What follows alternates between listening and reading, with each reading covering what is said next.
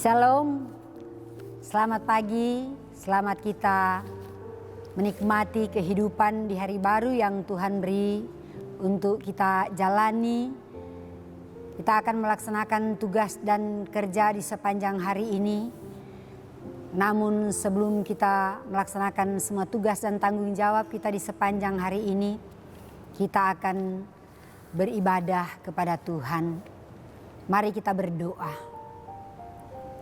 Kepadamu ya Tuhan Allah, kami datang mengangkat pujian dan syukur atas kasih dan kemurahan Tuhan yang telah menjaga, memelihara, dan menolong kehidupan kami di sepanjang malam, sehingga kami boleh menikmati hidup yang Engkau beri sebagai anugerah-Mu yang sangat indah.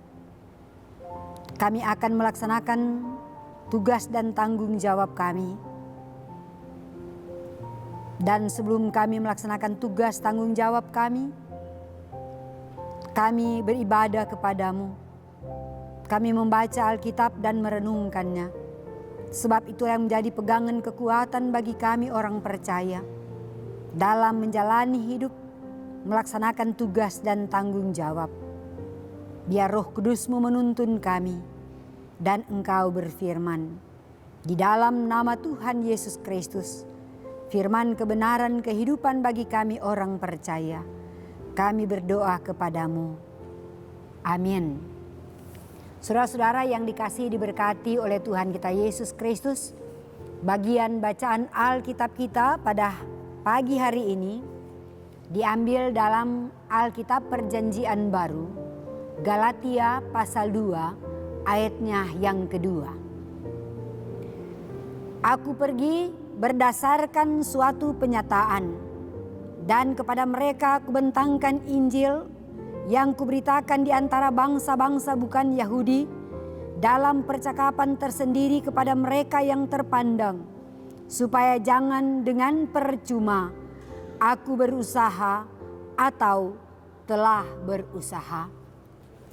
Demikian bagian kesaksian firman Tuhan yang akan menjadi perenungan bersama kita di pagi hari ini di bawah tema Jangan Takut Bersaksi.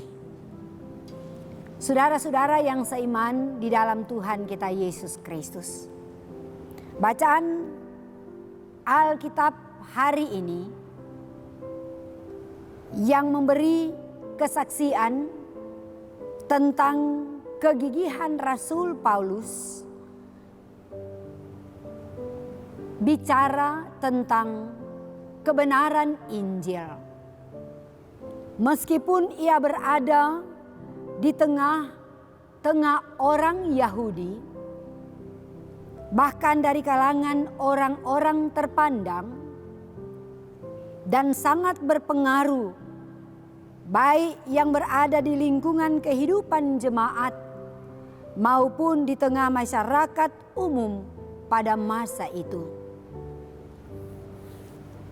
Rasul Paulus menyatakan dan memperlihatkan bahwa pemberitaan Injil adalah satu aktivitas yang tertuntun oleh kuasa Tuhan Yesus dan tidak dapat dibatasi oleh status sosial orang yang menjadi sasaran pemberitaan Injil. Melainkan kemanapun penyataan Roh Kudus untuk memberitakan Injil, maka Injil itu harus disampaikan apapun keadaannya dan kepada siapapun tujuannya.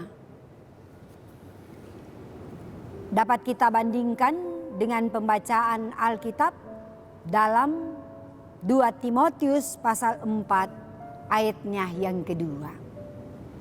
Saudara-saudara yang dikasihi Tuhan, pengalaman Rasul Paulus ini tentu menjadi pelajaran yang sangat berharga bagi warga gereja di sepanjang segala abad dan tempat, termasuk bagi kita kini dan di sini.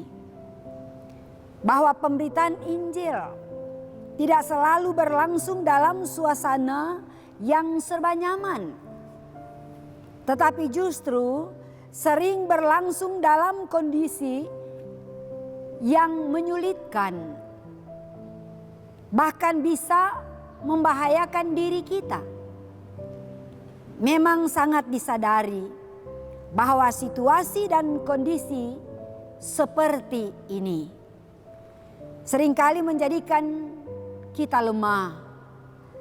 Ada juga yang mengambil keputusan untuk tidak melanjutkan kesaksian imannya karena rasa khawatir, rasa cemas, rasa resah dan gelisah yang seringkali mengganggu pikiran sehingga kita enggan untuk bersaksi dan akhirnya mengambil keputusan berhenti untuk memberitakan Injil. Saudara-saudaraku, namun dari kesaksian Rasul Paulus ini, kiranya kita termotivasi untuk terus dan semakin giat bersaksi tentang kasih setia Allah dalam Yesus Kristus. Sebagai orang percaya, sebagai keluarga Kristen, kita diajak agar jangan takut memberitakan Injil. Sebab aktivitas pemberitaan Injil adalah tugas yang diberikan oleh Tuhan Yesus kepada kita, dan harus yakin bahwa semua pekerjaan ini pasti akan disertai oleh Roh Kudus. Hal ini dapat kita baca dalam kesaksian Injil Matius 28 ayat 20. Beritakanlah Injil, jangan takut, sebab Yesus menyertai kita. Terpuji nama Tuhan. Amin. Mari kita berdoa. Ya Tuhan Yesus, penolong kami yang sejati, yang telah memanggil kami orang-orang percaya dalam panggilan kudus, yang memberi keberanian untuk berbicara dan bersaksi dengan iman,